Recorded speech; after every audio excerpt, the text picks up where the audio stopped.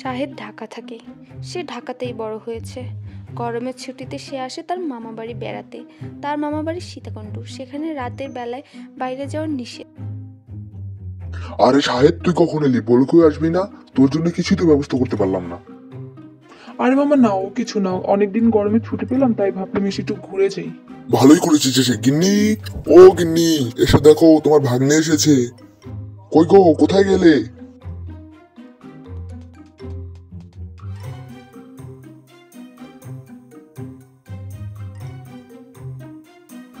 আরে বাবা শাহেদ, কখন এলি? বলে আসলি না তো।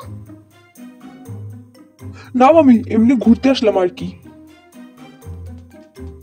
তোরা গল্প কর, আমি বাজার থেকে আসি, তোর জন্য কিছু বাজার নিয়ে আসি, আর সন্ধ্যার আগে ফিরে আসবো।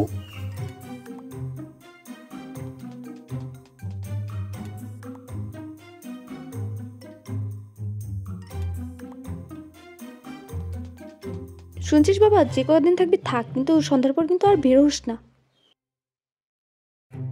কেন আমি কোনো সমস্যা আছে কিনা? না, কোনো সমস্যা নেই, কিন্তু বের হতে না করেছি মানে হবি না। আচ্ছা। কি জানি মামার বাড়ির সবাই যেন কেমন।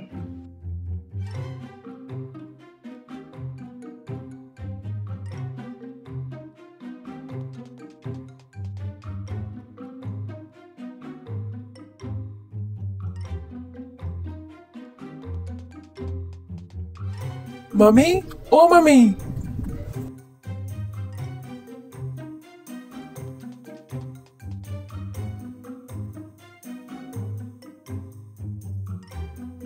মামি মামি, আমি একটু ঘুরতে বেরোতে চাই।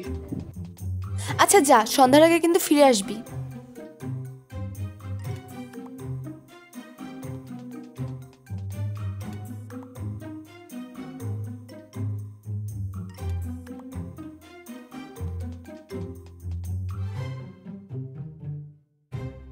চাওয়ালা ভাই, আমাকে এক কাপ চা দাও তো।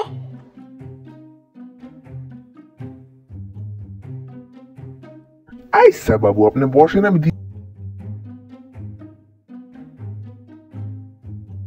আপনার তো গ্রামে আগে কোনোদিন দেখিনি। আপনার বাড়ি কই আর কোথা থেকে আইলেন? আমি ঢাকায় থাকি, আমি এখানে মামা বাড়ি বেড়াতে এসেছি। ও, তাই কন, তাই বলি আপনার আগে কোনদিন যাই হোক, সন্ধ্যার পর কিন্তু আর বাইরে হইন না, আপনি তো গ্রামে নতুন। কেন বলুন তো?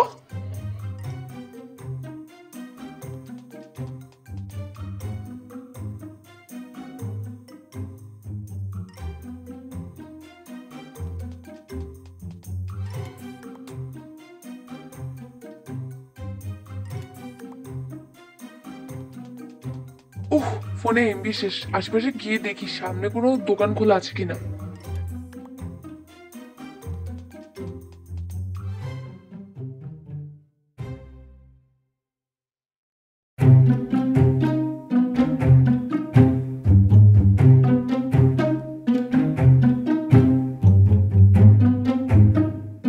উফ, এতক্ষণ ধরে খুঁজছি, কোনো দোকান খুলিনি। মামা না বললো রাতে না বের হতে, তাহলে এই মেয়েটা এত রাতে এখানে কি করছে? এই মেয়ে দাঁড়াও, তুমি কে? এত রাতে এখানে কি করছো?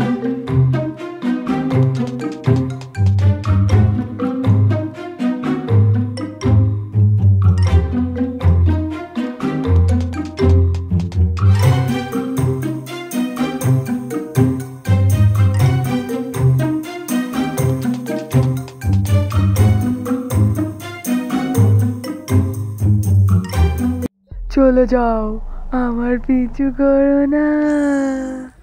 এদিকে তাকাও। মেয়ে তাকিয়েছে।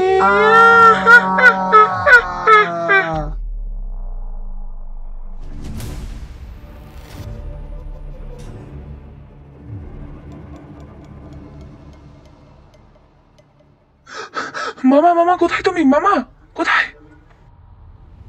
মামা মামা, আমি আরেকটু আগে এমবি কিনতে গিয়েছিলাম। তোকে না আমি রাত্রেবেলা বের হতে না করেছিলাম? এই গ্রামে রাতের বেলা এক পেতনি ঘুরে বেড়ায়, যে সব ছেলেদেরকে ডেকে নিয়ে ওর কাছের কাছে নিয়ে মেরে ফেলে। এই জন্য তোকে না করেছিলাম। তুই কেন বের হলি রাতের বেলা? ওকে, ও কেন এমন করে? ওসব আর তো জানতে হবে না, এখন তুই অনেক ক্লান্ত, ঘুমা। কাল সকালে আমার সাথে দেখা করিস, যা।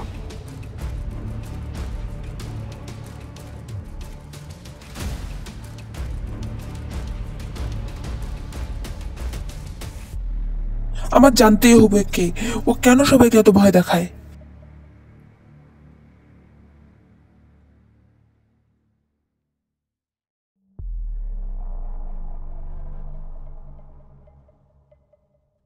কে তুমি আর কেন লোকজনকে মারছো?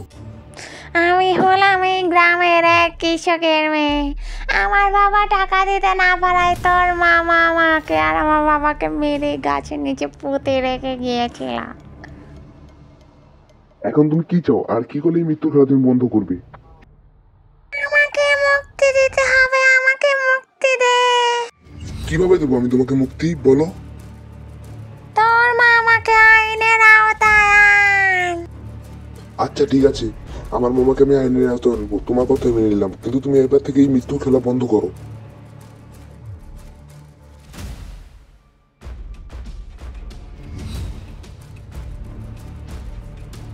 হ্যালো, বিক্রমপুর থানা, একজন খুনি পাওয়া গেছে, জলদি করে মাতবর বাড়ি চলে আসুন।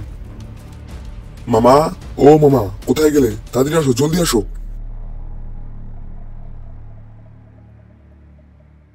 মামা, আমি সব ঘটনা জেনে নিতে পেরে গেছি, তোমার সব কুকীর্তি আমি জানতে পেরেছি, আমি পুলিশকে ফোন দিয়েছি, পুলিশ আসছে। কি বলিস ভাগ্নে, এসব উল্টাপাল্টা কথা কোথা থেকে শিখে এসেছিস? কে বললো? কে বললো? আমি ওই আত্মার কাছ থেকে সব জানতে পেরেছি, তুমি কিভাবে কাকে খুন করেছো ওই আর ওই বট গাছের তলায়।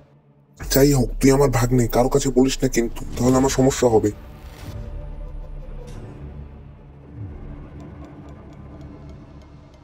কে ফোন করেছিলেন আমায়? কোথায় খুনি আর কে খুনি? এই যে সামনের লোকটা দাঁড়িয়েছে, ইনি খুন করেছিলেন একটা মেয়েকে। না স্যার, এগুলো সব মিথ্যে কথা, ও আমাকে ফাঁসাতে চেষ্টা করছে। বাকি কথা থানায় গিয়ে হবে, চলুন। হ্যাঁ স্যার, ওনাকে নিয়ে যান, উনি মস্ত বড় খুনি, ওনাকে নিয়ে যান, জলদি করে নিয়ে যান ওনাকে, ওকে আর এক জায়গায় থাকতে দেবেন না। আজকে তুই আমার ভাগ্নে হয়ে তুই আমার এত বড় ক্ষতি করলি, তোকে আমি দেখে নেবো একদিন না একদিন।